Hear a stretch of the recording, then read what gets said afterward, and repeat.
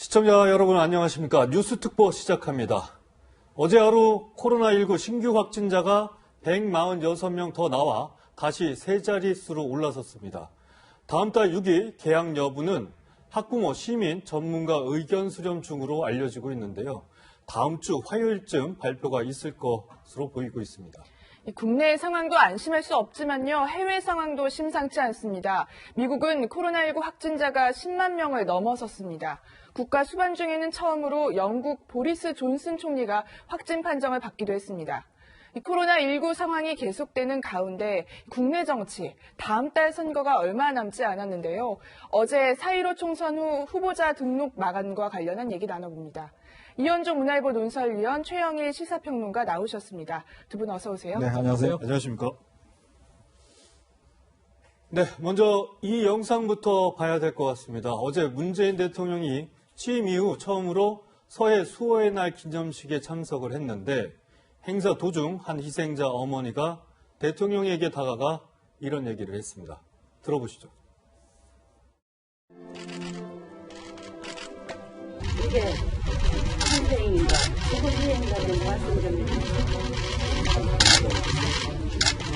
현재 여적지에 희생이라고 진실로 해본 일이 없어요. 그래서 이분들이 한장 써주세요. 공식 입장에서 지금 생각이 어느 짓인지 모르겠다고 반응해서 하는 것이 이게 모르겠다고 그런데 가슴이 무섭대요. 이 네이버지 좀 한점 풀어주세요. 며칠 한점. 예. 대통령께서 이렇게 꼭 지켜주세요.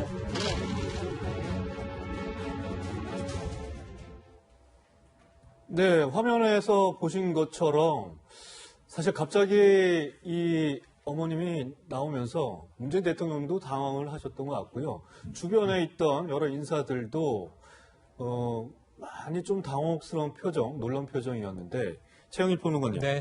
구체적으로 이게 어떤 상황에서 이런 얘기를 나눈 건가요? 자, 서해를 지켜낸 영웅들을 추모하기 위해서 문 대통령이 이제 분향을 하려는 직전의 상황입니다. 네. 어제 추모식이 이어졌죠. 그런데 이제 천안함 용사를 포함해서 서해 해전에서 사망한 우리 전사들을 위한 자리였습니다. 그런데 이제 지금 올라오신 분은 유가족이세요. 네. 고 민평기 상사의 모친인 윤청자 여사입니다. 그거를 다 알기 때문에 막을 수는 없었어요. 문재인 대통령이 막 분향을 하려는 그 상황에서 질문을 이제 하기 위해서 올라왔고, 과연 천안함 사건은 누구의 소행이냐, 이 질문을 하셨습니다. 네. 네. 고 민평기 상사 어머님이 왜 문 대통령에게 이런 질문을 했을까요? 네. 양정 의원님.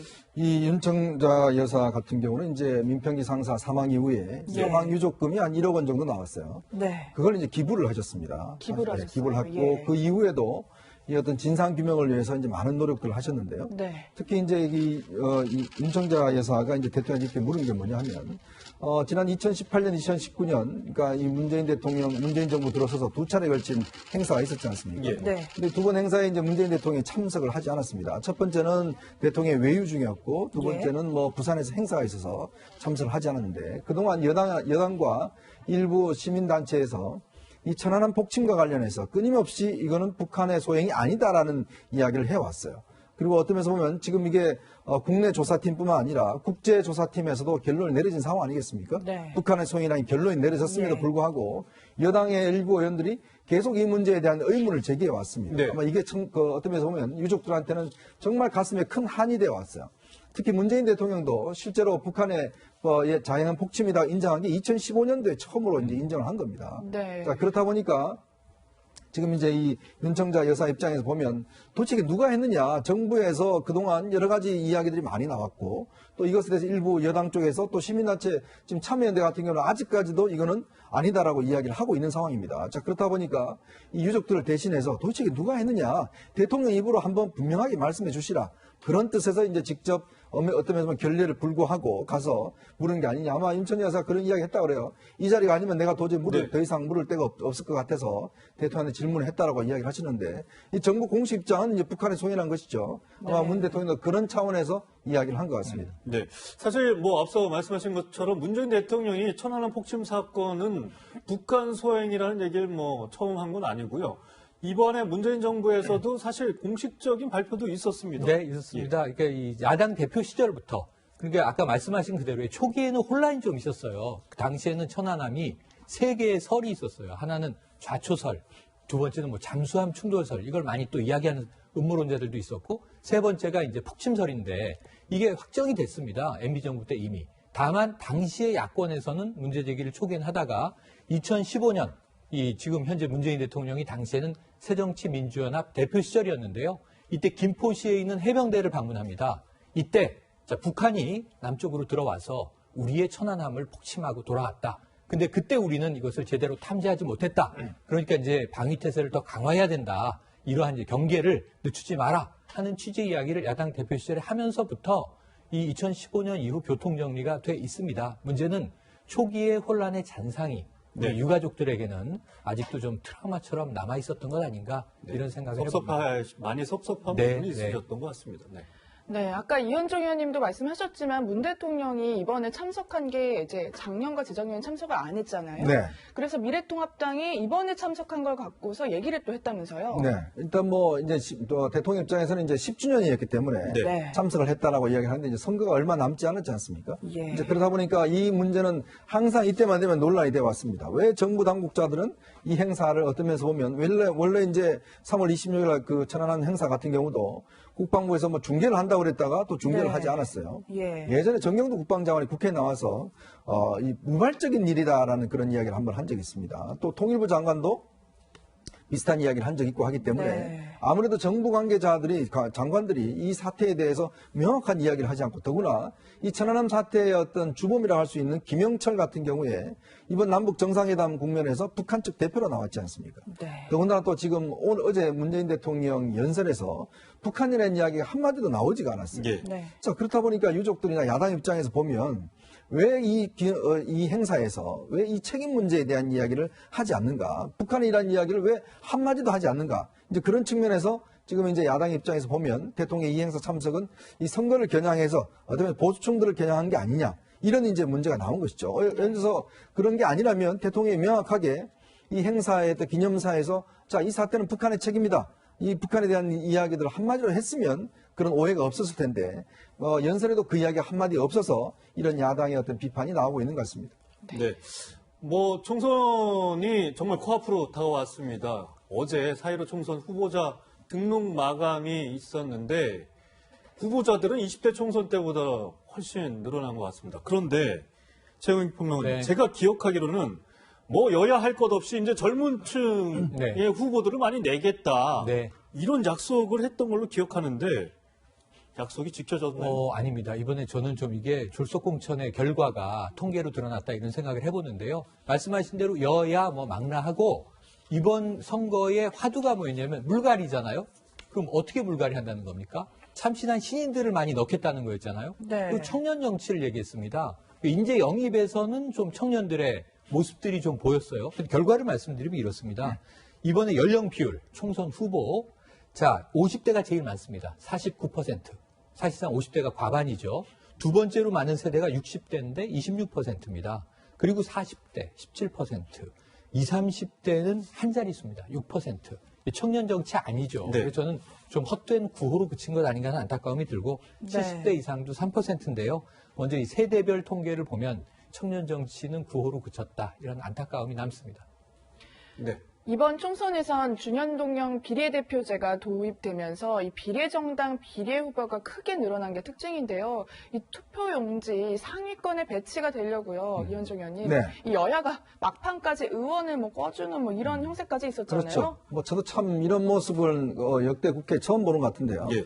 이번에 이제 준연동형 비례대표제가 도입이 되면서 이게 이제 핵심이 뭐냐면 지역구에서 상당수 의석을 차지한 거대 정당들은 네. 일단 비례대표를 분배받을 수 없도록 즉 그래서 비례대표 같은 경우는 군소정당이나 네. 예를 들어서 뭐 이런 소규모 정당들한테 혜택이 돌아가도록 하는 게 이제 준연동형 비례대표제의 기본 정신이었거든요.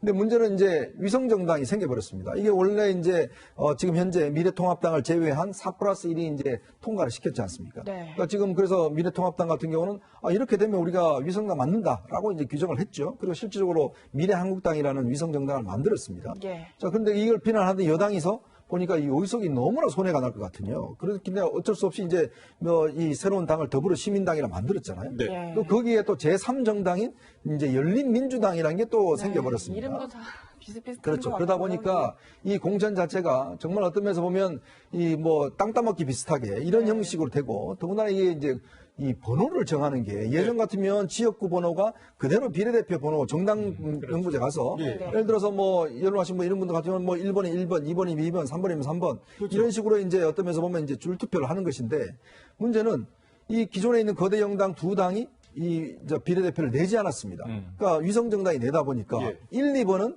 이 비례대표 명단에 없는 거예요. 그러면 1번은 비례대표 명단에 1번은 민생당이 됐죠.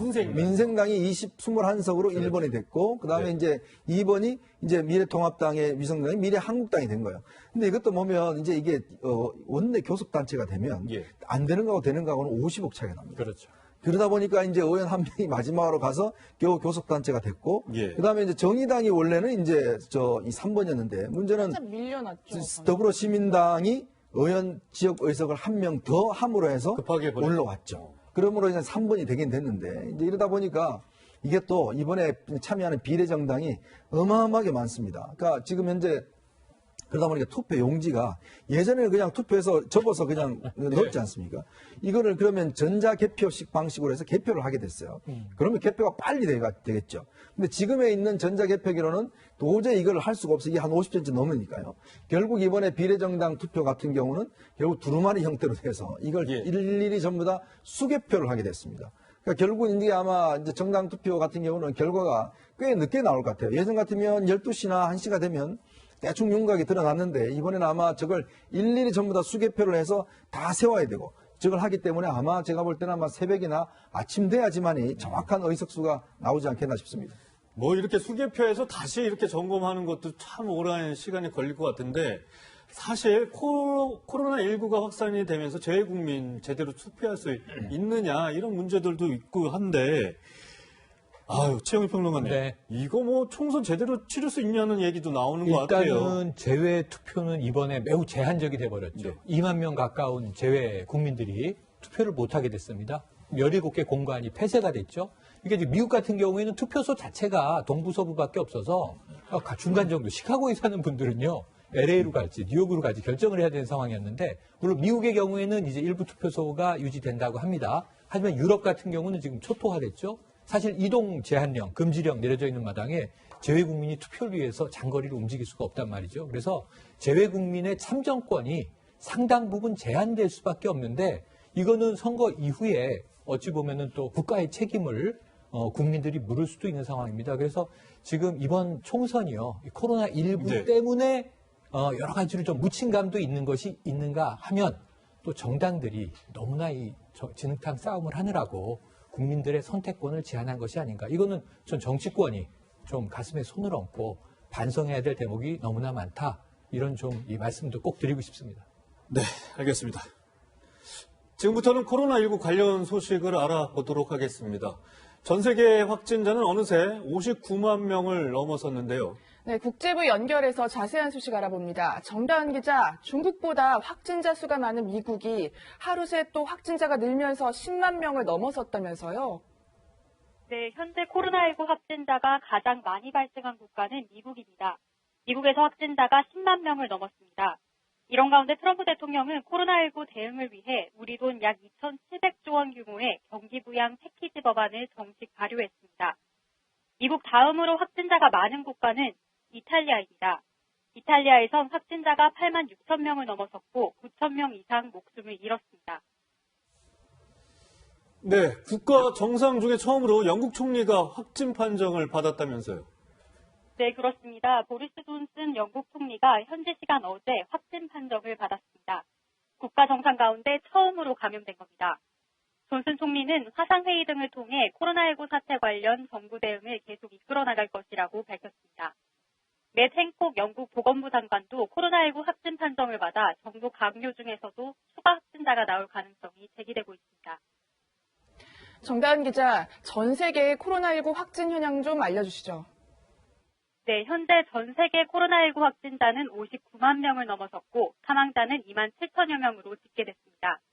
이 중 확진자 절반은 유럽 지역에서 발생했습니다.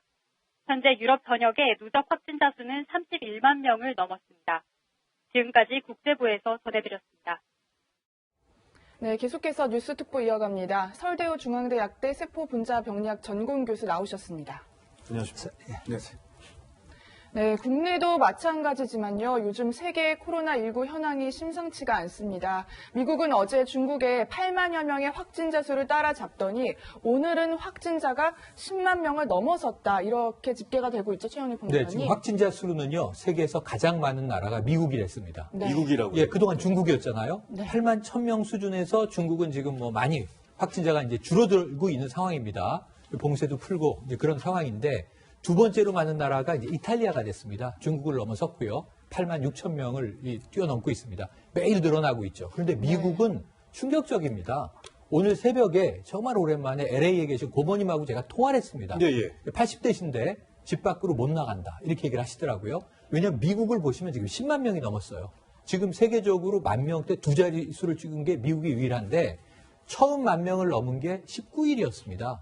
근데 지금 10만 명이면 8일 만에 10배가 된 거예요. 엄청나게 빠른 예, 속도로 물론 늘고 있네요. 뉴욕주가 가장 많은 비중인데 뉴욕주가 거의 한 50% 가까이 맞습니다. 차지한다고 하거든요. 뉴욕주는 확진자 폭증을 수가요. 하고 있는 예. 상황으로 아주 심각한 비상사태고요. 전국은 괜찮으냐? 절대 그렇지가 않고 다른 지역도 유사한 상황입니다. 네, 설 교수님. 네. 앞서 이 최영일 평론가 얘기한 대로 미국의 확진자 수가 이렇게 폭증하는 이유가 도대체 뭐라고 봐야 되는 건가요? 네, 우선 이제 초기 대응에 좀 실패한 측면이 있습니다. 네. 무엇보다도 이제 트럼프 대통령께서 이 사태를 좀 안이하게 처음에 생각한 경향이 있습니다. 그래서 이제 독감과 비교를 하거나 아니면은 4월에 날씨가 좋아지면은 뭐 자동적으로 소멸이 될 거라든지 이런 말씀을 하시면서 초기에 아주 조용한 전파가 일어나는 것을 사전에 이제 차단을 못했습니다. 네. 그리고 이제 미국은 미국 사회가 가지고 있는 여러 가지 이제 좀 주목할 만한 그런 문제점들이 있는데요. 어떤 게 있죠? 뭐 마스크를 안 한다든지 네. 또 불법 체류자가 많다든지 또는 보험을 안 가지고 있는 사람이 너무 많아서 이분들이 감염이 될 경우에는 병원을 못 가고 조용한 전파자로서 계속 확산을 시킬 가능성이 있습니다. 그러니까 의료 체계에도 뭔가 문제가 있다는 말이죠. 그렇습니다. 거기에다가 이제 환자가 많아지게 될 경우에 예컨대 뉴욕 같은 경우에는 이미 환자도 많고 사망자도 많기 때문에 거의 이제 병원이 포화되다시피 하고 이렇게 되면은 네. 이제 우한이나 또 우리 대구 같은 데서 보는 것처럼 이제 의료 체계가 무너질 가능성이 있거든요. 지금 이런 상황이 되었기 때문에 점점 더 악순환이 증폭되고 있는 그런 상황이고 또 미국 같은 경우에는 확진자의 증가 폭이 그 기울기가 전 세계에서 가장 가파릅니다. 그래서 3주나 6주 후에 뭐 최고 징점을 찍을 거다 이런 전망이 나오고 있습니다만은 실제로 기울기가 너무 가팔라서 언제쯤 이 상승세의 변화가 있을지 이거를 가늠할 수 없을 정도로 지금 환자가 폭증하는 상태이다. 이렇게 그러다 보고 보니까 있습니다. 뉴욕주 같은 경우에는 인공호흡기를 한 대를 갖고 2명의 환자가 쓸 수 있게끔 승인을 했다고 하더라고요. 그만큼 의료 체계에서도 여러 가지 이제 문제점들을 잡아가는 중인 것 같은데요. 유럽의 상황도 지금 심상치가 않습니다. 어제 영국의 보리스 존슨 총리가 코로나19 확진 판정을 받았거든요. 근데 최근에는 또 영국의 왕위 계승 서열 1위인 70살이 넘는 이제 71살의 찰스 왕세자도 확진 판정을 받았잖아요. 네. 영국 같은 경우에는 이제 뭐 내각도 좀 위험한 거 아니냐 이런 얘기도 그렇죠. 나와요. 지난번에 강경화 외교장관이 아마 이제 영국 외무상을 만나서 이제 회담을 하려고 그러다가 갑자기 보건복지부 장관을 바뀌었잖아요. 네. 네. 그때 나중에 알고 보니까 자가격리 이제 하고 있었다라고 이제 이야기 나왔었잖아요. 근데 지금 보면 전국 지금 유럽 중에서 이렇게 정상급이 이제 감염된 건 처음인 것 같습니다. 네. 존슨 지금 총리가 일단 감염이 돼서 격리하고 있고 또 찰스 왕태자가 지금 또 격리가 돼 있고 왕실도 그렇고. 돼 있죠. 예, 이게 내각도. 왜냐하면 누구한테 오면 보니까 모나코에 있는 알베르 2세한테 네. 이제 만난 옮겼어요. 적이 그러니까 있었죠. 예. 왜냐하면 이게 유럽이라는 게 또 왕족 국가들이 있잖아요. 그러면 이 왕족들 간에 또 서로 교류가 있기 때문에 제가 볼 때는 이게 이렇게 되면 유럽에 있는 왕가들이 상당히 감염될 가능성도 크다. 네. 이런 이제 전망도 하고 싶고요. 또 하나는 이제 영국 같은 경우도 지금 미국과 마찬가지로 상황이 그렇게 좋지가 않습니다. 영국이 브렉시트라든지 여러 가지 어떤 국내적인 요소가 많아서 네. 실제로 내부적으로 보면 거의 무방비 상태로 있었어요. 이제 그러다 보니까 지금 이 확산세를 멈출 수 있는 의료 시스템 이런 게 굉장히 지금 부족합니다. 네. 그리고 또 영국 같은 경우 섬나라잖아요. 예. 예, 그러다 보니까 지금 일본도 마찬가지지만 굉장히 어떤 지금 또 EU도 탈퇴를 했고 네. 이제 이러다 보니까 여러 가지 국내 정치적으로 또 다 굉장히 어려움이 많은데 특히 우리가 영국 같은 경우는 아주 대표적인 영국 의회 보면 거기 의사당에 보면 빽빽히 앉아서 이제 서로 옆에 앉아서 질문하고 막 바로 앞에서 토론하고 이런 게 영국 민주주의의 상징처럼 여겨졌잖아요. 네. 최근에 영국 의회를 보니까 띄엄띄엄 앉아서 네. 거의 멀리서 질문하고 하더라고요. 그만큼 지금 영국의 상황이 심각하다 이런 걸 아주 반증해주고 있는 것 같습니다. 네. 뭐 국가 시스템 자체가 위기를 맞는 거 아닌지 그런 우려들이 계속해서 나오고 있는데 이탈리아, 스페인 상황도 만만치가 않은 것 같습니다. 설 교수님.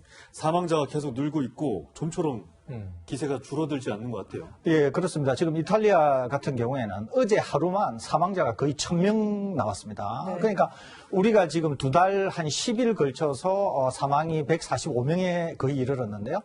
이탈리아는 어제 하루만 사망자가 거의 1000명에 육박하게 나왔으니까 거의 뭐 지금 엄청난 일이 벌어지고 있다 이렇게 볼 수 있고요. 지금 이탈리아 같은 경우에는 뭐 전망하기로는 약간의 상승세가 꺾이고 있다 이런 얘기를 하게 되는데 실제로는 뭐 전혀 그런 조짐을 전망하기가 어렵습니다. 환자가 너무 많아지게 되면 어느 정도 줄어드는 하다가 새로운 폭발 양상으로 다시 변화가 있을 수도 있기 때문에 예.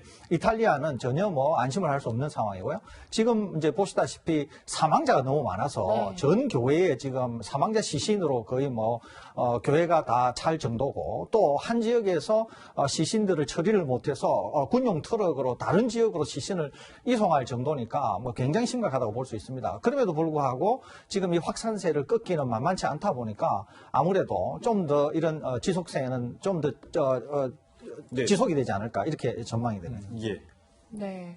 중국의 이야기도 한번 해보려 하는데요. 중국은 지난 25일에 자정을 기해서요, 우한을 제외한 후베이성, 사실 후베이성 안에 우한이 있는데 우한을 제외한 후베이성에 대한 봉쇄 조치를 풀었거든요. 그런데 이제 봉쇄가 풀려서 이동을 하려고 했던 시민들이요, 다른 이웃 주민들한테 항의 시위를 받는 일이 있었거든요. 지금 저희가 영상으로 보여드리고 있는데요. 지금 이 다리를 넘어서면 후베이성에 사시던 분들이 다른 마을로 갈 수가 있는데 이분들이 이제 오지 말라고 격하게 항의하는 모습들입니다. 네.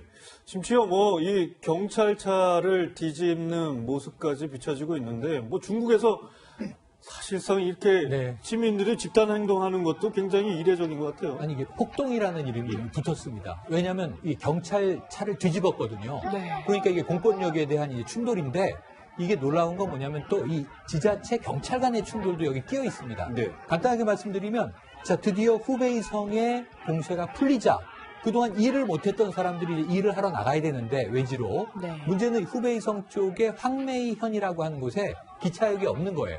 그럼 이 옆에 있는 성으로 가야 되는데 바로 이 옆에 있는 성에 이 지우장시라고 하는 곳에 기차역이 있는 거예요. 네. 이 기차역에 가려면 아까 보신 장강대교를 건너야 되거든요. 아, 예. 예, 그 장강대교를 건너가는 겁니다. 외지로 가기 위해서. 걸어서. 예, 그런데 그 지방자치단체 경찰이 통과는 시켜주는데 엄격하게 검사를 한 거죠. 세 가지가 있어야 돼요. 기차표가 있어야 되고, 녹색 카드, 건강하다라는 증명, 목적지에서 발급한 확인서가 있어야 됩니다. 그러니까 이거 다 제대로 가지고 외지 나가는 거 맞느냐? 기차 타러 가는 거 맞느냐? 혹시 또 우리 성, 우리 시 쪽으로 넘어오는 사람들 아니냐? 근데 경찰이 너무 엄격하게 통제하니까 후베이성 주민들이 항의를 한 거예요. 그런데 이 지우장시 경찰이 이 경계를 좀 침범해서 네. 선제적으로 건너와서 통제를 하고 있었던 거예요. 황매형 경찰이 너희 지역으로 물러나라.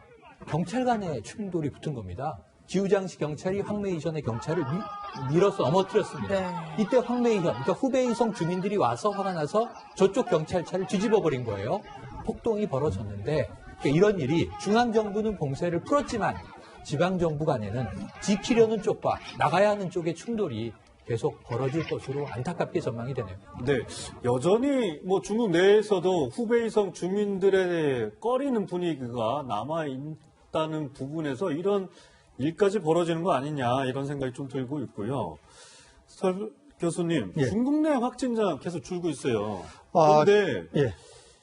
뭐 갑자기 또 해외 입국을 전면 차단하기도 하고 그런 상황이거든요. 예, 예. 중국 내 상황은 좀 어떤 건가요? 중국은 이제 여전히 이제 정보 통제가 좀 이루어지는 것으로 봐서 우리가 알고 있는 실제와 또 실제 벌어진 일 사이에는 약간의 간극이 있을 것으로 생각이 됩니다. 네. 우선 하나는 지금 이제 후베이성의 봉쇄를 해제를 했는데 여기에서도 지금 들리는 말에 의하면은 무증상 또는 아주 경증, 그래서 무증상에 가까운 경증 또는 재발현, 그러니까 퇴원을 했는데 다시 이제 재발현을 보이면서 감염 증상을 보이는 이런 사람들은 애초에 지금 중국 정부가 얘기한 것처럼 우리는 더 이상 환자가 없다. 네. 이 범주에 넣지 않고 따로 관리한다 그러는 거거든요. 그러다 보니까 실제로 환자가 없는 상태가 아닌 거예요, 지금 중국은. 그러니까 중국 정부의 발표만으로는 믿을 수 없다 이런 상황인 거죠? 그렇습니다. 예, 그렇기 때문에 중국 내부에서도 이제 그런 얘기가 나오고 또 외국의 전문가들도 중국 내부에 환자가 없지는 않을 거다 이렇게 얘기를 하는 것이거든요.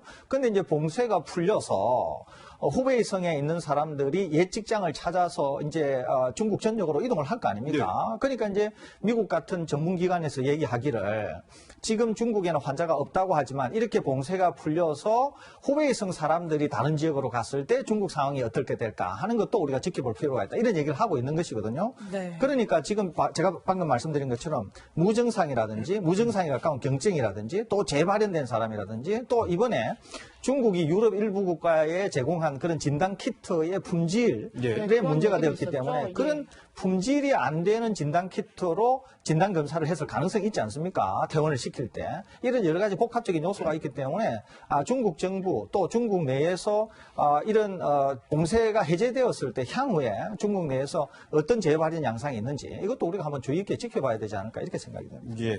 네. 일본 얘기도 짚어볼까 하는데요. 올림픽이 연기된 일본에서 코로나19 확산세가 이어지고 있습니다. 123명이 하루 새 확진 판정을 받았거든요. 특히 코로나19 확진자가 많은 도쿄에서는요. 외출 자제를 촉구하고 이번 주말에는 백화점도 문을 닫았다고 합니다. 그런데 위원종 의원님, 네. 아베 총리의 부인 얘기가 나와요. 이 아베 총리의 부인 아키에 여사가 뭐 네. 연예인들이랑 꽃놀이를 간 사진이 논란이 되고 있다면서요. 그렇죠. 지금 뭐 사실 일본 같은 경우는 벚꽃이 굉장히 유명하지 않습니까? 네. 지금 뭐 벚꽃놀이를 일본 사람들 같은 경우는 뭐 정말 한 해 가장 기다리는 해라고 하는데요. 네. 그러다 보니까 실제로 지금 일본이 이번에 이제 올림픽 연기를 한 다음 이후에 굉장히 확진자가 폭증을 하고 있어요. 지금 도쿄도 같은 경우에 도쿄를 비롯해서 인근에 있는 도쿄도 같은 경우에 지금 비상사태를 선포하려고 한다고 합니다. 네. 그만큼 그동안 보면 일본이 굉장히 확진 자체를 검사 자체를 별로 하지를 않았어요. 네. 그러니까 그런 면에서 보면 일본이 뭔가 좀 숨기고 있는 게 아닌가라는 이제 의혹이 있었는데 지금 이게 지역 감염이 굉장히 확산되고 있는 추세란 말이죠. 네. 더구나 이게 폭발적으로 증가하기 원인이 바로 이 벚꽃놀이에 있다는 겁니다. 이 벚꽃놀이 보시면 그 사람들이 마스크도 끼지 않고 와서 거기서도 뭐 술도 먹고 또 같이 뭐 밥도 먹기도 하고 이런 상황이 벌어졌는데 문제는 이렇게 도쿄도지사가 이제 경고를 했음에도 불구하고 아키 여사가 벚꽃을 배경으로 해서 아이돌 그룹하고 이렇게 사진 찍은 모습이 이제 SNS에 올라왔어요. 네. 네. 이제 그러다 보니까 아무리 그렇지만 총리 부인이 지금 이 엄중한 시기에 그것도 아이돌 그룹들하고 저렇게 어울려서 사진 찍는 게 과연 네. 맞느냐? 일본의 주간지가 취재했다고 그렇죠. 하는데요. 그렇죠. 예. 이거에 대한 이제 비난이 이제 일고 있는 겁니다. 그만큼 네. 뭐냐면 사실 일본에서는 뭐 설 교수님도 예전에 이야기했지만 일본이 지금 굉장히 어떤 내부적으로 보면 많은 환자들이 있을 가능성이 있다는 거 아니겠습니까? 네. 곧 뭐 폭발할 가능성이 있다고 하는데 그럼에도 불구하고 총리와 총리 부인의 어떤 이 정서가 아직까지도 이 문제에 대해서 그렇게 심각성을 느끼지 못하고 있는 게 아닌가. 그래서 사실은 미국 같은 그런 사태도 우려되가 있는 겁니다. 네. 이번에 국내 얘기로 좀 돌아와 보겠습니다. 국내에서는요, 제주 여행을 다녀온 미국 유학생 모녀가 논란이 되고 있습니다. 제주도가 1억 원 이상의 손해배상 청구를 하기로 했는데, 강남구청장이 이 모녀에 대해서 부둔하는 발언이 또다시 논란이 되고 있습니다. 어떤 말을 했는지 한번 들어보시죠. 강도 높은 수업 스케줄 등 학교 생활에 심한 스트레스를 받고 있어서 기분 전환을 위해 유학생 딸은 여행 출발 당시 질병관리본부로부터 지정된 자가 격리 대상자도 아니었고 특별한 증상이 없어 제주도 여행길에 나섰는데 네, 얘기만 들으면 사실 좀 어떻게 보면 그러니까 좀 뭐 해석하기 네. 좀 나름인 것 같은데, 네. 뭐 많은 국민들이 이런 부분이 적절했냐, 뭐 이런 얘기들을 하는 것 같습니다. 네, 사실 이 미국 유학생 딸의 증상이 언제 시작됐는지 이 시점 굉장히 중요한 것 같아요. 네, 맞습니다. 사장님. 그래서 저는 지자체장이 뭐 이런저런 해명들도 할 수 있다고 봐요. 네. 그 행정적인 측면에서 그런데 좀 너무 개인적인 깊숙한 내용까지도 뭐 스트레스를 받았다든가 네, 너무 뭐 유학 생활을 하던 네. 국내에서 학업을 하든 스트레스는 다 받는 거잖아요. 그렇죠. 근데 그게 너무 좀 자세한 설명이 오히려 과유불급된 거 아닌가 하는 이제 토를 좀 달고 싶고요. 지금 말씀하신 대로 날짜는 좀 따질 필요는 있습니다. 네. 네. 왜냐하면 이 유학생, 19살 유학생이 15일에 국내에 들어왔어요. 보스턴 지역에 유학 나가 있다가 15일에 인천으로 국내에 들어왔고 20일부터 24일까지 어머니와 지인과 함께 제주도 여행을 4박 5일 한 거예요. 이때 좀 미약한 증상이 나타났고 병원도 찾았습니다. 그리고 24일 날 귀가해서 증상이 이제 좀 나타나다 보니 이 미각과 후각 문제가 또 여기서 제기됩니다. 25일에 선별진료소를 찾았고 확진이 된 거예요. 그런데 이제 미국에서 들어오는 유학생, 뭐 교민, 이 입국자들에 대해서 특별 입국 절차가 적용된 건 22일부터. 그렇죠. D죠. 예, 그러니까 이제 제주 여행 중이었던 때죠. 그리고 자가격리가 이제 조치가 내려진 것은 24일부터라 제주 여행을 마치고 자택으로 돌아온 무렵이란 말입니다. 그래서 이 보도에서 예. 자가격리 중에 함부로 제주도로 여행을 갔다라는 말은 어폐는 좀 있어요. 네. 근데 그럼에도 불구하고 중요한 것은 코로나19 얘기는 우리가 하루 이틀 한 게 아니기 때문에 예. 증상이 있었느냐 없었느냐, 증상이 컸든 작았든 그러니까 알고 증상이 나타났는데 무리하게 제주도를 갔느냐. 네. 근데 제주도에 가서 여행을 하다가 네. 좀 증상이 나온 거냐. 이건 좀 맞습니다. 논란인 것 같아요. 이거는 논란이 있습니다. 그래서 그 대목에 대해서는 이제 국민들이 각각의 또 의견이 있으실 것이기 때문에 네. 뭐라고 재단할 수는 없으나 어쨌든 제주도의 피해가 큰 것도 사실입니다. 70여 명의 접촉자 자가격리 들어가고 20여 개의 업소들이 폐점하고 방역 소독을 하고 원희룡 제주지사는 상당히 좀 이제 격분한 상황이었는데 또 강남구청장의 저런 이제 발언, 일종의 좀 옹호 발언으로 해석이 되는 거죠. 그런 측면에서 국민적 판단이 필요한 사건으로 보여지네요. 네. 또 다른 얘기를 좀 해볼까 합니다. 충북 보은 생활치료센터에 입소해서 격리치료를 받는 중이었는데 이 코로나19 환자죠. 그런데 무단 이탈을 해서 인근 펜션 주인 부부와 차를 나눠 마시는 일도 벌어졌습니다. 펜션 주인 부부의 얘기를 한번 들어보시죠. 한 모금 조금 마셨을 거예요. 우리 집사람한테 주더라고요. 인간 조금 됐다가 주니까 그거를 또 마셨어요. 네, 이현정 위원님. 네. 저는 이 기사를 보고 정말 깜짝 놀랐던 게 코로나19 환자잖아요. 근데 네, 환자가 이렇게 차를 주인 부부가 이제 뭐 외지 손님인가 하고 대접을 했는데 그 환자가 입을 댔다가 살짝 안 먹겠다. 다시 또 주인 부부의 아내분한테 돌려줬는데 그 아내분이 그걸 또 마셨어요. 네. 이게 이제 신천지 교육생인데요. 지금 이제 생활치료소에 이제 확진자가 돼서 거기에 있는데 이제 저녁에 몰래 빠져나왔다는 거예요. 몰래 빠져나와서 이제 CCTV를 보니까 뭐 본인이 혼자 춤추기도 하기도 하고 뭐 좀 이상한 행동을 좀 하긴 하더라고요. 그 이후에 이제 펜션에 가서 이제 펜션 주인이 이제 차도 내주고 그러면서 커피를 마셨는데 문제는 커피를 마시다가 이제 준 거를 이제 이쪽 펜션 주인이 남은 거를 마셨다는 말이에요. 네. 확진자입니다. 이제 그러다 보니까 긴급히 이제 이 나중에 CCTV를 보고 이제 아마 이 그 생활치료소에서도 관리가 처음에 잘 안 됐던 것 같아요. 그 이후에 보고 이제 갔는데 문제는 이러다 보니까 과연 생활치료소 지금 과연 보안이 어떻게 되어 있는 것인지 또 아마 이 여성 같은 경우도 조금의 어떤 정신적인 문제는 있는 것 같아요. 이제 그런 상황에서 지금 이제 나와서 본인이 돌아다니고 또 펜션 주인도 만나고 뭐 완전히 이렇게 하다 보니까 실제 이렇게 되면 사실 저렇게 생활치료소에 있는 의미가 없지 않습니까? 그렇죠. 나와서 주민들한테 옮겨갈 수가 있고 특히 또 우리가 이제 침을 통해서 이게 감염이 되기 때문에 이 펜션 주인 같은 경우는 차도 내주고 이 호의를 베풀었는데 이게 상당히 어떤 면에서 보면 굉장히 큰 지금 부담으로 다가온 그런 상황이거든요. 네, 지금 검사 결과를 좀 기다리고 있다고 네, 하더라고요. 그렇기 때문에 아마 생활치료소 이것도 좀 보완을 철저히 해야 되지 않을까 하는 생각이 듭니다. 네. 대구에서는 이 신천지에 이어서 의료시설에서 집단 감염 사례가 계속 나오고 있는데요. 이 대실 요양병원과 한 건물인 이 정신병원에서 계속 확진자가 나오고 있습니다. 벌써 70명이 넘었는데요. 이미 예견된 일이었다 이런 지적이 많습니다. 설대우 교수님, 네. 병원 자체 뭐 검사도 문제점이 있었다 뭐 이런 얘기도 나오고요. 예, 그렇습니다. 이제 상당히 이제 좀 이거는 좀 깊이 들여다봐야 되고 아주 주의를 기울여서 네. 들여다봐야 되는데요. 어제 이제 그제만 하더라도 확진 환자가 전국적으로 91명이 나왔다가 네. 어제 146명으로 대폭 늘어납니다. 네, 그렇죠. 이렇게 대폭 늘어나는 이유 중에 하나가 지금 말씀하신 제2묘주병원에서 네. 집단적으로 환자가 이제 나왔기 때문에 그것이 반영이 돼서 이렇게 늘어난 것이거든요. 그런데 지금 이게 저도 이제 몰랐어요. 옛날에 우리가 90명 정도가 확진이 되었다고 알려져 있는 대구의 대실요양병원. 네. 예. 이 대실요양병원과 같은 건물을 쓴다고 하는 것을 아마 전문가들도 몰랐을 겁니다. 그러는데 3에서 7층은 대실요양병원이 쓰고 있고 8층에서 11층까지를 제2미주병원이 쓰고 있다는 건데 제2미주병원은 정신과 전문병원입니다. 그렇죠. 정신과 전문병원이라고 하면 우리가 청도 대남병원을 떠올릴 수가 있는 것이거든요. 예. 그러니까 정신과 전문병원인 경우에는 사실 특수시설이고 네. 굉장히 이제 환자의 출입도 이제 막아야 되고 또 특수시설이기 때문에 굉장히 이제 면역력이나 이런 것들이 낮아서 감염이 되면 감염 확산도 빠르지만은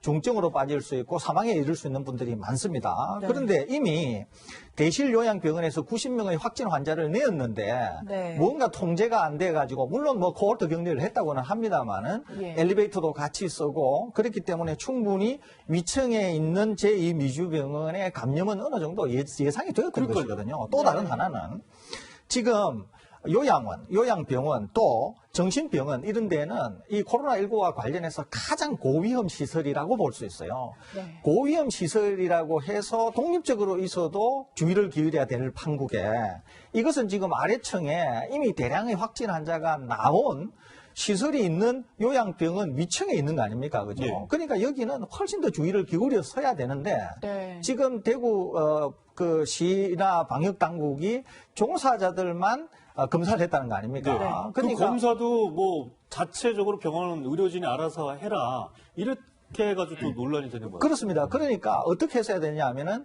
그 병원에 있는 환자들뿐만 아니라 병원 종사자 또 의료진 그 이외에도 뭐 심지어는 청소하는 분 등등 해서 전수조사를 했었어야 되는 것이거든요. 네. 그리고 완전히 통째로 격리를 해서 외부에서의 안으로 차단 또 내부에서 혹시 감염이 됐을 경우에는 내부에서도 또 차단을 하고 하는 조치가 있어야 되는데 그런 점들이 전혀 이루어지지 않았던 거예요. 그러니까 네. 이렇게 고위험 시설을 지금 이렇게 관리하고 처리했다고 하는 것은 상당히 문제가 있어 보이거든요. 그래서 이런 것들은 대구에서 다른 시설들에게도 이런 것들이 있는지 그러면서 상당히 꼼꼼하게 좀 살펴봐야 되고 또 이런 일들은 굉장히 위험을 초래할 수 있는 것이기 때문에 이후에는 이런 일이 발생하지 않도록 매우 세심한 주의가 필요하지 않나 이렇게 생각이 됩니다. 네. 예.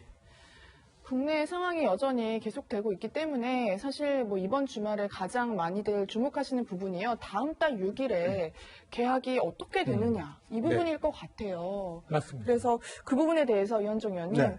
지금 뭐 정부에서 계속 뭐 여론을 수렴하고 있다 뭐 이렇게 얘기는 하는데요. 어떻게 될 걸로 이게 보십니까? 참 어려울 것 같아요. 왜냐하면 최근에 싱가포르에서 계약을 했다가 네. 확진자가 나오는 바람에 다시 또 완전히 폐쇄하는 그런 사태가 벌어졌거든요. 네. 근데 지금 저희들도 보면 이가 다음 6일부터 초중고 일단 계약을 예정은 돼 있지만 지금 같은 경우 보시면 우리가 좀 이야기했지만 지금 소규모 집단 감염이 여전히 있고 또 해외 지금 증가 추세가 굉장히 지금 가파르게 상승하고 있는 상황 아니겠습니까?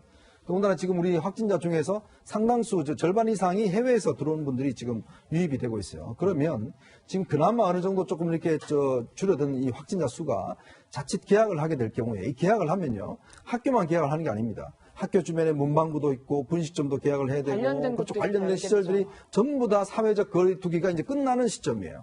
이제 그렇다고 하면 이 어린이들 같은 경우는 뭐 워낙 또 활동력이 있으니까 아무리 학교에서 칸막이를 치고 이야기하지 말라고 그런다고 해서 애들이 이야기를 안 하겠습니까? 이제 그러다 보면 이게 사실은 가정과 연결될 수 있잖아요. 근데 문제는 이게 참 고민스러울 거예요. 지금 4월달 넘어가면 이게 학기 문제가 이제 있는 거고요. 그렇죠. 또 네. 입시도 있고 우리가 여러 가지 지금 학사 운영하는데 그런 문제가 있다 보니까 정부에서는 지금 온라인 강의로 이제 대체하려고 하는데 네. 문제는 온라인 강의도 간단치가 않습니다. 뭐 이게 예를 들어서 교육방송 같이 그냥 한 번에 다 하는 게 아니라 학교별로 선생님별로 다 하는 건데 문제는 그 시설과 또 학생들 같은 경우는 그럼 컴퓨터 한 대씩 다 있어야 되는데 애기 4명이 있는 집 같은 경우는 컴퓨터가 4대가 있어야 돼요. 그러니까 이제 이거를 또 뭐 보급해주겠다고 등등 이야기를 하는데 아마 정부 차원에서 이제 내일이나 모레쯤 회의를 해서 이제 결정을 할 것 같아요.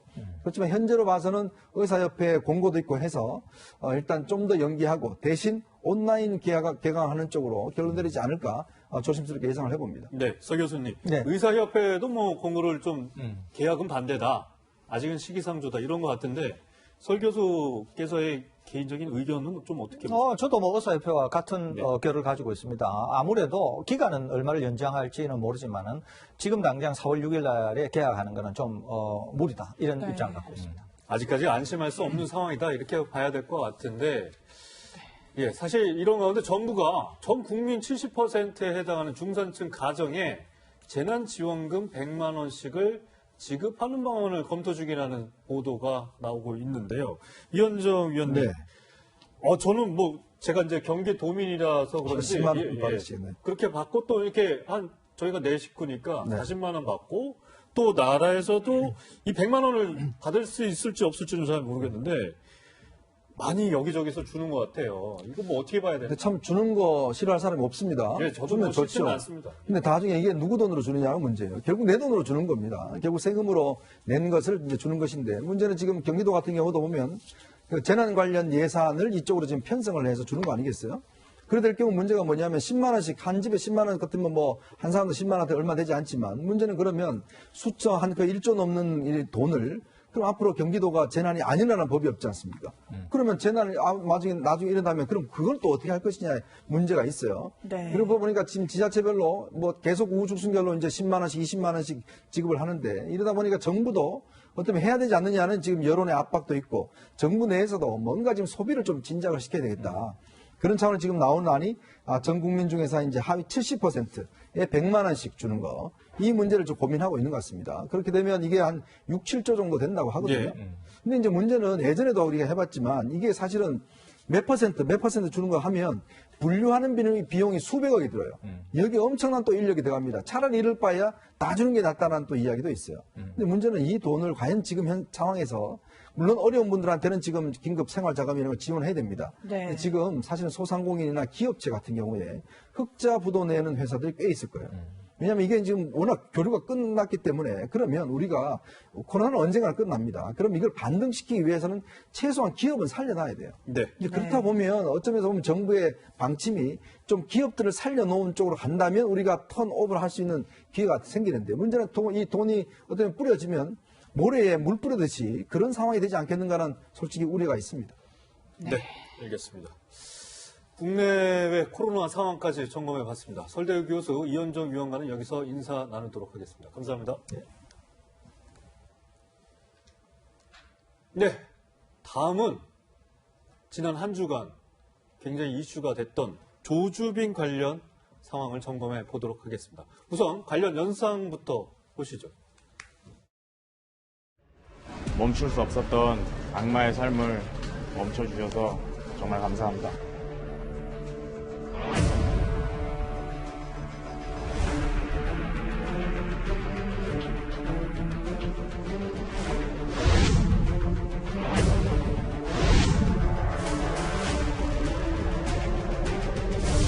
특전 눈치 게임과 그리고 채팅 많이 치기 게임 그런 것도 있었습니다. 달성하고 나면 각자가 피해 여성들에 대한 피해 영상을 그리고 사진을 뿌려버리기도 했습니다. 가방까지 가방을 그냥 길 가다가 어떤 남자가 쳐다보고 가서 좀 무서워서 고기 덮고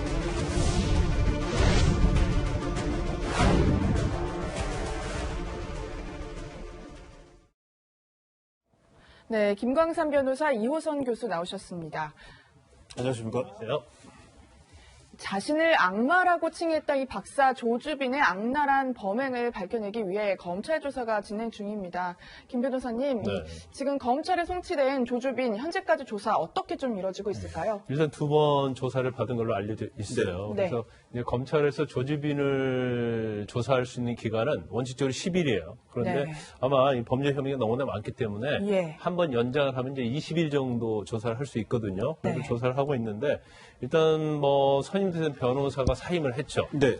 그래서 아직 변호사는 선임하지 못했고 혼자서 조사를 받고 있는 걸로 알려져 있습니다. 담담히 조사를 받는 걸로 좀 알려지는 것 같아요. 네? 담담히 조사를 받는 것 같아요. 예, 뭐 묵비권 같은 거 행사하지 않고 있다고 그래요. 그래서 아마 본인 입장에서는 경찰에서 수사기로 할지 이런 걸 전체적으로 보면 이게 부인한다고 해서 되는 거 아니라는 걸 알고 있기 때문에 네. 그런데 또 이런 얘기가 있더라고요. 그러니까 추가적인 범죄에 대해서는 얘기하지 않고 들이대는 증거 가지고 들이대는 거에 한해서만 범죄를 인정하고 드러난 것들에 그렇죠, 대해서만 인정을 하고 있다. 그리고 뭐 그 밖의 것은 말을 하지 않는다고 하니까 네. 일단은 뭐 검찰 입장에서는 이제 조사 2번 하고 나서 이번 주말에 수사 기록이 한 14,000페이지나 된다고 그래요. 네. 그래서 그것과 관련해서 뭐 여러 가지 죄명이랄지 아니면 몰수 추징 뭐 이런 부분에 대해서 검토를 하겠다고 그럽니다. 네, 어쨌든 주말에는 조주빈에 대해서 이제 검찰이 대면 조사는 하지 않고 않는 것으로 알려지고 있는데요. 김 변호사님, 네. 혐의를 봤더니 와 이게 뭐 음란물 제작, 개인정보 제공, 협박 12개나 됩니다. 근데 더 추가될 수도 있다는 얘기가 나오는 것 같아요. 제가 볼 때는 뭐 추가될 가능성이 굉장히 크다고 봐요. 그러니까 우리가 처음에 이 N번방과 관련된 이제 조주빈의 어떤 범죄 행위에 관련해서는 이제 음란물에 주로 초점이 맞춰졌잖아요. 네. 그래서 음란물의 영상을 제작하거나 뭐 유포한 그런 악랄한 범죄라고 했는데 지금 언론에서 계속 검찰에 송치된 다음에 그와 관련된 범죄 사실이 엄청나게 많이 드러나고 있죠. 그래서 범죄 혐의도 한 12개인데 이게 청소년보호법이랄지 뭐 강제추행, 성폭력법, 아동복지법, 성희롱, 강요, 협박, 사기 뭐 이럴까지 범죄 혐의가 한 12개 정도 돼요. 그러니까 죄명은 12개면 혐의 자체는 훨씬 더 많거든요. 네. 그런데 저는 개인적으로 볼 때는 이 혐의에 한정되는 게 아니고 경찰에서 일단은 뭐 성취를 했기 때문에 검찰에서는 이걸 조사하다 보면 혐의도 늘어나고 죄명도 더 늘어날 가능성이 크다 이렇게 봅니다. 네. 이 박사방에서 이루어진 여성들에 대한 성착취 정말 악랄하고 치밀하다라고밖에 생각이 안 들어요. 특히 이 공범이나 이 추종자들을 통해서 조직적으로 이루어졌다. 그래서 조주빈한테 범죄단체 조직죄 적용이 검토되고 있다 이런 얘기도 있더라고요. 네, 지금 이제 검찰에서 이제 검토를 하고 있는 걸 보입니다. 그런데 처음에 이 사건이 대두됐을 때 많은 법조계의 시각은 범죄단체 조직적으로 의유라는 것은 어렵다. 네. 이게 굉장히 중론이었어요. 예. 근데 네. 그 당시는 단지 뭐 음란물 제작, 배포, 협박 정도만 생각했기 때문에 예. 저도 개인적으로 볼 때는 뭐 범단까지 가기는 어렵다 생각했는데 지금 악랄한 범행 방법이 쭉 드러나면서 우리나라 범죄단체 조직과 관련해서는 이제 형법에 114조가 있고요. 네. 그다음에 폭력행위 등 처벌에 관한 법률에 4조의 규정이 있습니다. 그런데 형법에 있는 규정 자체는 형량이 높지 않아요. 최고가 10년 이하의 징역. 범죄 단체를 조직해서 그렇죠. 해도 그런데 폭력 행위 등 처벌에 관한 법률법에 보면 수개의경, 그러니까 두목이죠. 예. 그러니까 만약 이 사건에서 조주빈이 조직폭력으로 보면은 그렇죠. 그러니까 그냥 단순히 음란물 영상에 관한 조직 집단이라고 하면 이 폭력에 등 처벌에 관한 법률을 적용할 수가 없는데 네. 그 과정에서 협박하고 강요하고 막 그런 것들이 있거든요. 그러면 이거 자체를 조주빈을 만약에 수개로 보면 지금 법상으로는 수개가 있어야 하고요. 간부가 있어야 하고 행동을 하는 구성원이 있어야 하거든요. 네, 네. 국폭처럼. 그렇죠. 그런데 지금 드러나는 것은 조주빈이가 지시하면 밑에서 유료 가입 고급 회원들이 거기에 동조를 해서 직원으로서 활동을 하고 또 실제로 행동대원으로서 현장에 가서 사진도 촬영하고 네. 또 성폭력도 저지르고 그랬단 말이에요. 그러면 이걸 넓은 의미에서 좀 해석을 하면 경우에 따라서는 폭력 행위 등 폭력에 등 처벌에 관한 법상의 또 범죄 단체도 될 수 있는 그런 네. 여지는 어느 정도 충분히 있다고 봅니다. 네. 그래서 조주빈을 만약에 수개로 인정이 된다고 한다면 이제 최고형인 사형도 선고받을 수 있는 여지가 있는 거죠. 그러니까 지금 뭐 각종 혐의 12개 혐의 뭐 추가가 될 수도 있습니다. 거기다가 이 조직 관련 수개 혐의까지 되면 범죄단체 사형까지 할 수 있다라는 거죠. 예. 그런데 우리나라 어떤 대법원 판례가 네. 약간 범단에 대한 약간 엄격성이 있어요. 왜냐하면 이게 너무 형량이 높기 때문에 일반적으로 뭐 조직폭력배와 관련해서는 뭐 강령도 있어야 하고 통솔 체계도 있어야 하고 어느 정도 범단으로서 시스템이 갖춰지는 걸 전제로 갖고 유죄를 인정하는데 네. 이제 최근에 대해서는 그게 많이 완화되고 있다는 거죠. 그리고 형법상 범단에 있어서도 이제 우리가 보이스피싱 있잖아요. 예. 네. 그것도 전에는 이걸 범단으로 의유를 안 했거든요. 그런데 너무 이게 폐해가 심하고 어떤 지시랄지 통솔이랄지 이런 것들이 조직적으로 이루어지기 때문에 보이스피싱도 범단으로 적용을 해서 처벌받고 있고 또 조폭들이 이제 상습 도박과 관련해서 도박 네. 개장 막 그런 거 하거든요. 그런 경우에도 이제 범단을 인정해서 선고가 나오고 있기 때문에 가능할 수도 조주빈 있다. 사건 조주빈의 자체도 경우에도요. 이거 가능하지 않다 이렇게 말할 수 없고 네. 어떻게 검찰에서 법리적인 검토를 어떻게 하느냐에 따라서 제가 볼 때는 뭐 범단으로도 할 수 있는 여지는 남아 있다 이렇게 봅니다. 사형까지 나올 수도 있다. 네. 예, 네. 알겠습니다. 이 조주빈의 범행을 낱낱이 밝혀내야 하는 상황 속에서요, 경찰이 조주빈과 함께 잡힌 박사범 공범들을 그냥 풀어줬다. 이런 얘기도 나와요, 최영희 이게 참 평론가님. 안타까운 얘기입니다. 그러니까 지금 이게 N번방에 대해서 신상을 공개하라. 400만 명 이상이 청원하는 놀라운 여론이 불이 타오르고 그 이후에 우리 언론들이 정말 앞다퉈 보도를 하면서 이게 정말 심각한 문제구나라는 게 인식이 됐지만 네. 사실 이 사건은 거슬러 올라가면 지난해 9월 이미 와치맨의 검거에서 시작이 됐고 많은 여성단체들이 지난해 가을부터 처벌을 강력하게 해달라고 주장해온 내용이거든요. 네. 그런데 그 사이에 우리가 또 태평양 원정대라는 방에 태평양이라는 이 방의 운영자가 16세 중3 소년이라는 걸 확인했잖아요. 네. 근데 그 사이에 적지 않은 인물들이 수사 대상에 올랐고 또는 체포 가능한 인물이었는데 상당히 지금 이 수사망을 빠져나간 걸로 뒤늦게 확인되고 있어서 이 부분들에 대해서는 조금 안타까운 측면이 남습니다. 그러니까 뭐 경찰의 해명은 뒤늦게 이제 뭐 혐의가 확인이 되면 네. 구속을 하겠다라고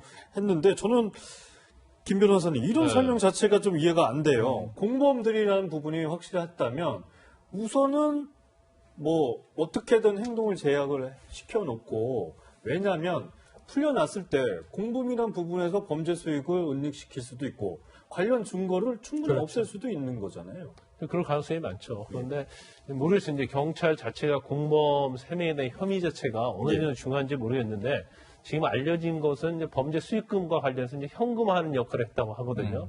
근데 만약 이 공범 3명이 이 박사방이 운영하는 방에서 적극적 역할을 했고 더군다나 성폭력과 관련이 있다랄지 협박과 관련이 있다랄지 아니면 동영상 자체를 유포하고 제작하는 데 관여를 했다고 한다면 이 3명을 정말 풀어주면 안 되죠. 그래서 이 3명 자체가 무슨 역할을 했느냐가 굉장히 중요할 것 같습니다. 그리고 아마 뭐 경찰도 마찬가지고 검찰도 마찬가지고 이런 사건이 처음에 문제가 되면 예. 네. 그냥 단순한 음란물 유포로 생각하는 경향이 있어요. 대부분 그랬었죠. 예, 예. 그래서 뭐 이거 결국 벌금하고 뭐 기껏 해야지 뭐 집행유예 나오는 거 아니야? 이제 그런 생각을 하기 때문에 또 하나의 어떤 이런 사건의 특징이 뭐냐면 수사하기가 엄청 어려워요. 민감하기도 하고. 그렇죠. 우리나라 어떤 포털 사이트나 할지 아니면 플랫폼을 통해서 하면 추적이 굉장히 쉽거든요.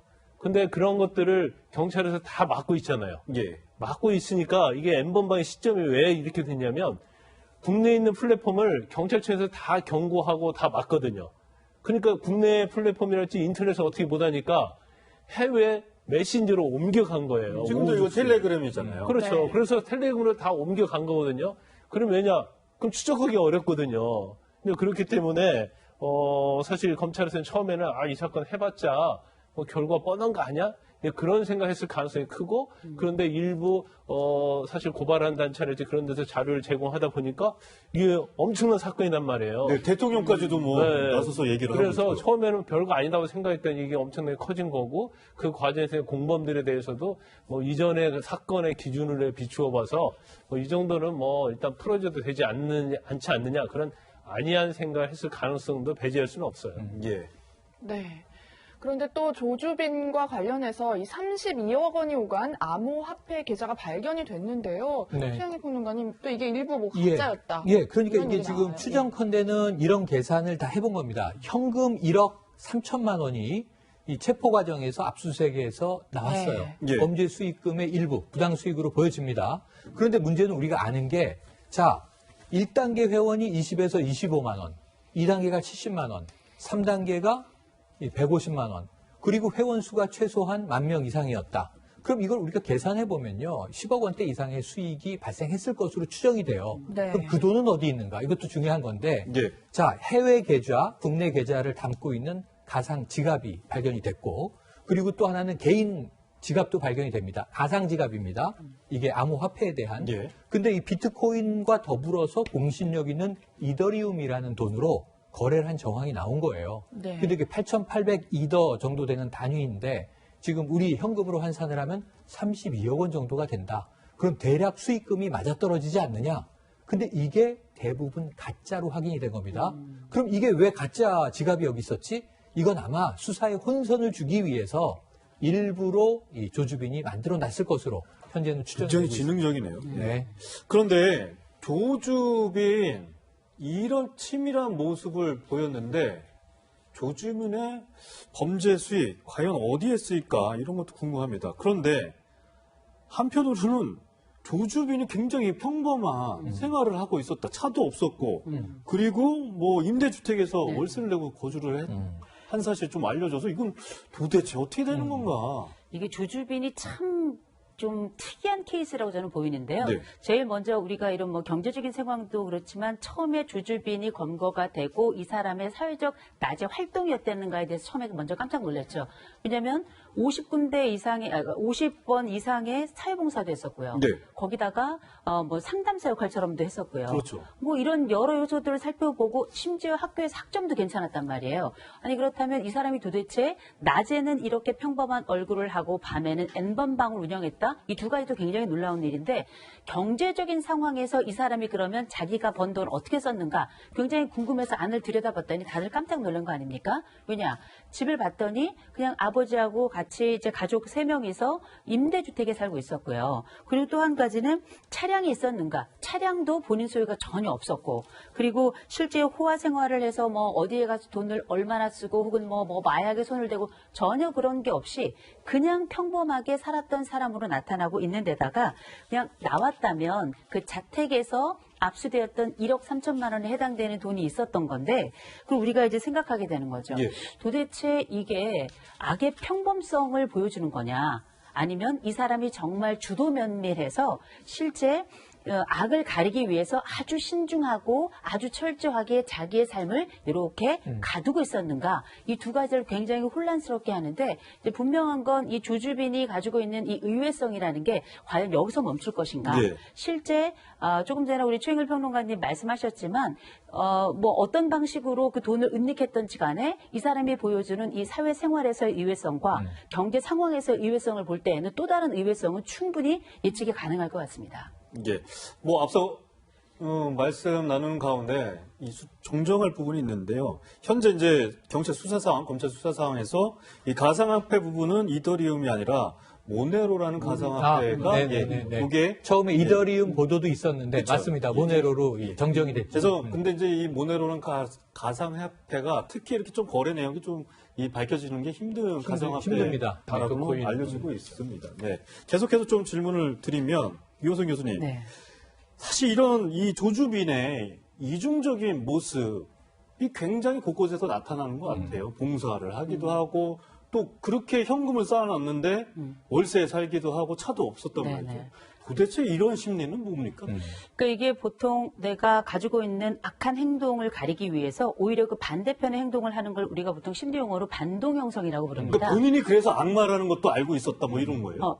그건 뭐냐면 무의식적인 행동이기 때문에 이를테면 조직폭력배가 돈을 쫙 뜯은 다음에 그중에 일부를 뭐 보육원이나 이런 데다가 기부를 한다든지 이런 행동은 뭐냐면 스스로가 내가 악마가 아니라 내가 사람이라는 거를 자기도 모르게 뭔가를 보여주고 싶은 요 심정에서 시작이 된 거기 때문에 이게 정말 주도 면밀하게 본인의 안쪽 생활을 가리기 위해서 의도적으로 이런 모든 행동과 상황들을 만들어냈다면 이거는 정말 깜짝 놀랄 일이고 어마어마한 지능체라고 봐야 될 것 같고요.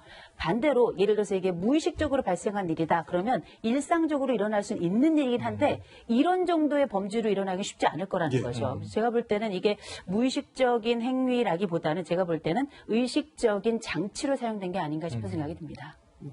네, 박사방 회원에 대해서도 신원을 공개하고 처벌해야 한다는 목소리도 커지고 있는데요. 이런 사회적 분위기에 압박감을 느꼈던 걸까요? 이 박사방 회원으로 추정되는 40대 남성이 한강에서 투신하는 일이 벌어졌습니다. 네, 이게 너무 안타까운 장면이죠. 사실은 보시면 이 미투 열풍의 과정에서도 극단적인 선택을 한 분들이 나왔어요. 가해자 중에.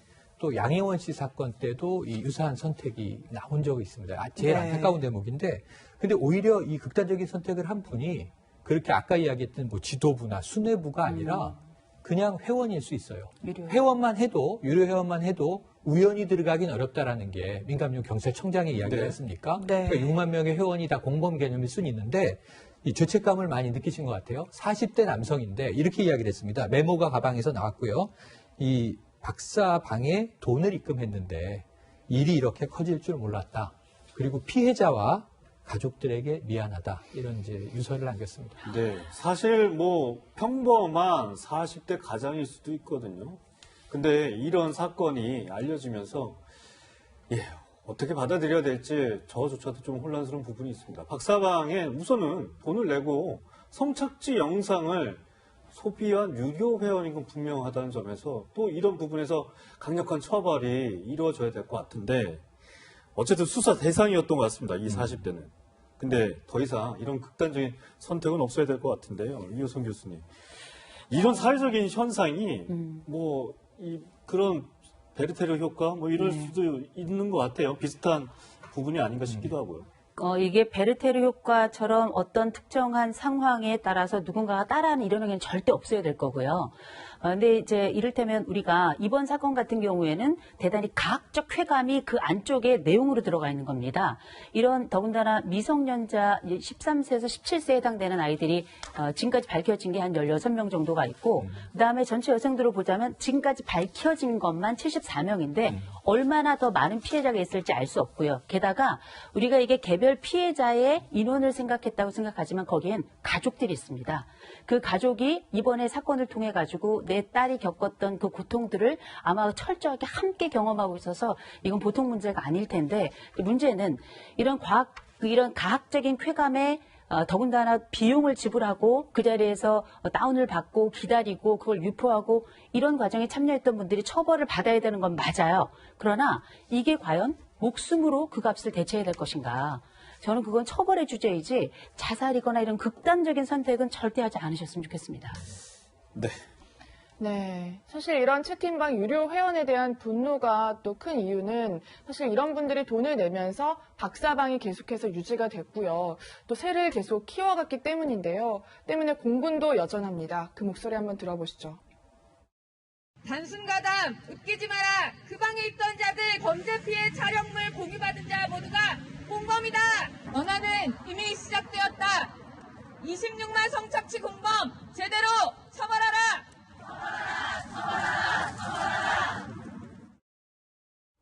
네.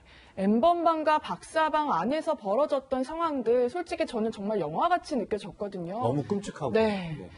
특히 저희 채널A가 어제 조주빈의 채팅방에 대화하면은 입수를 했습니다. 근데 조주빈은요, 자기의 프로필을 만화 캐릭터로 올렸고요. 피해 여성들한테는 직접 협박도 가했다고 하거든요. 이호승 교수님, 이런 만화 캐릭터도 좀 이렇게.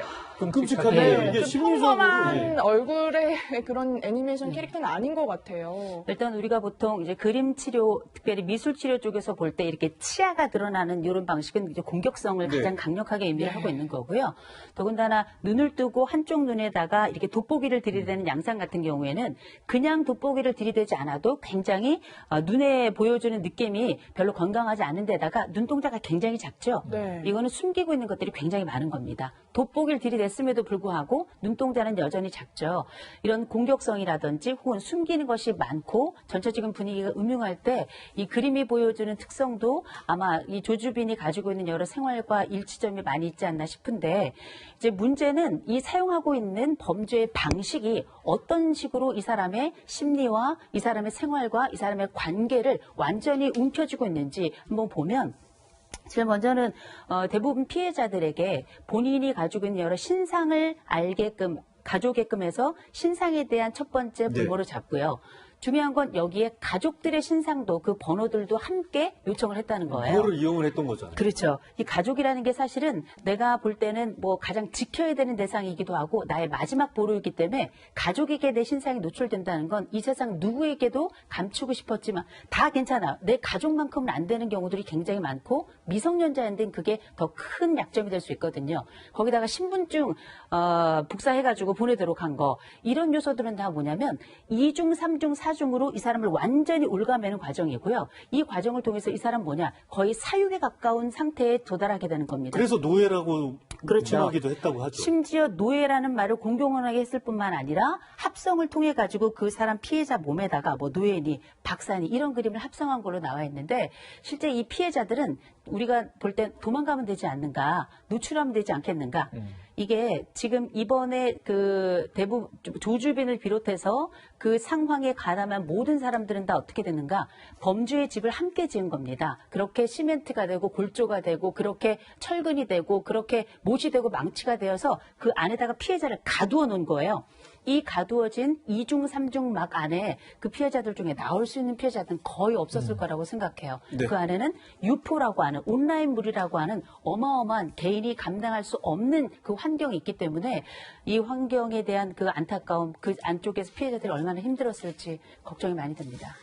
네. 피해 여성들의 심정 가늠할 수 없을 것 같습니다. 피해 여성들의 목소리 직접 들어보시죠.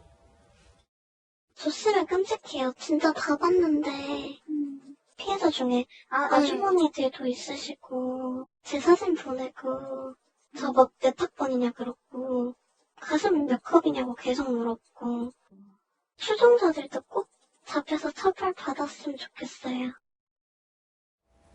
네.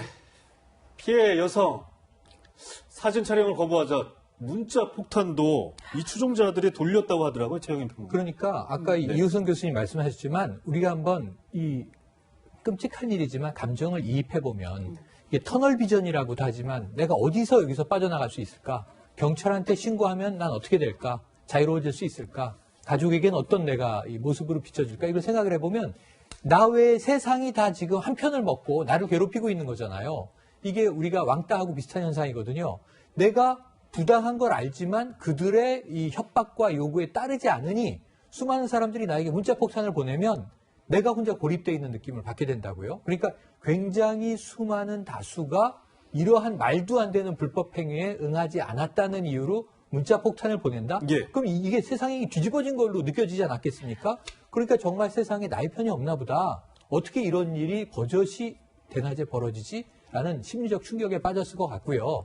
저는 이게 그냥 이제 어떤 음란물과 관련된 성적 가해뿐만 아니라 이건 한 사람의 인격을 완전히 파탄낸 행위가 아닌가. 그래서 이게 집단 행위인데요. 저는 그래서 다수가 다 공범일 수밖에 없다라고 보여집니다. 네.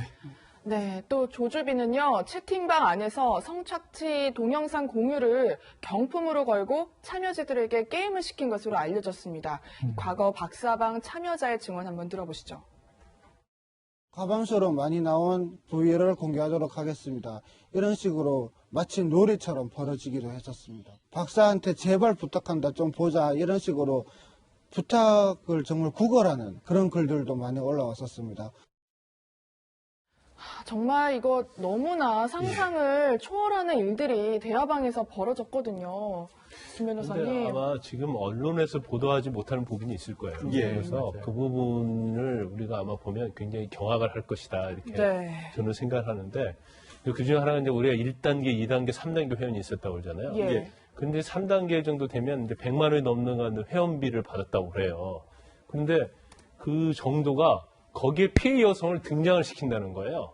그래서 거기에서 이루어지는 것들이 있었다는 거예요. 그러다 보니까 금액을 높게 책정하고 금액이 높다 하더라도 이제 들어온 사람이 있었다는 거죠. 네. 그래서 우리가 지금 전에는 이제 공범 여부에 대해서 단순히 유료 가입한 사람에 대해서는 뭐 신상 정보를 할지 공범으로 그게 과연 적용이 가능하냐 그랬었는데 적어도 1단계 그 높은 수의 방 자체는 그건 공범으로 될 수가 있어요. 왜냐하면 거기서 회비를 내면서 그 안에서 자신들이 어떤 대화를 하고 어떤 행위를 시키고 그랬다고 한다면 이건 단순한 우리가 말하는 뭐 눈팅이랄지 그런 차원을 볼 수 없거든요. 적극적인 참여자죠. 그렇죠. 그래서 그건 공범으로 적용하는 데는 제가 볼 때는 별다른 문제가 없다 이렇게 보고요. 그다음에 또 특징이 하나 있어요. 우리가 지금 뭐 언론에 26만 명이라 나와 있지 않습니까? 근데 아마 26만 명까지는 되지 않는 것 같아요. 이게 굉장히 중복이 되고 또 사실은 뭐 가입 수준이랄지 그런 걸 보면 실질적으로 처벌할 수 있는 사람은 한 몇만 명 정도 된다 이제 그런 얘기가 나오고 있거든요. 네. 그런데 이게 굉장히 큰 특징 중에 하나가 특히 적극적으로 가담하고 또 유료 현지에서 돈을 많이 내는 사람들 직원으로 채용을 하는 식으로 해서 범행을 시켰잖아요. 네. 그런데 그 사람 중에 상당 부분이 재판을 받는다거나 이미 구속되어 있는 사람이 많아요. 수사받고 있는 사람이. 예. 그것은 여기에 가입하는 사람들의 어떤 범죄 성향 자체가 다 비슷하다는 거죠. 근데 그러다 보니까 지금 뭐 한 언론에 나온 것은 한 5-6명 정도? 그런데 제가 볼 때는 아마 가입 회원들의 명단 같은 게 다 드러나면 상당수가 재판을 받고 있던지 아니면 이미 처벌을 받았던지 구속되어 있던지 그런 사람들이 굉장히 많을 거로 봅니다. 네. 저는 사실 뭐 또 한 명이죠. N번방의 운영자로 알려진 갓갓이라는 이 친구가 뭐 10대다, 고3 학생이다 이런 얘기가 들려서 과연 이게 잘못된 성의식들이 이 사회적으로 많은 피해자들을 양상시키는 거 아닌가 그런 생각을 해보기도 했습니다. 네. 세 분과는 여기까지 얘기 나누도록 하겠습니다. 감사합니다. 뉴스 특보 오늘 준비한 내용 여기까지입니다. 네, 시청해 주셔서 고맙습니다.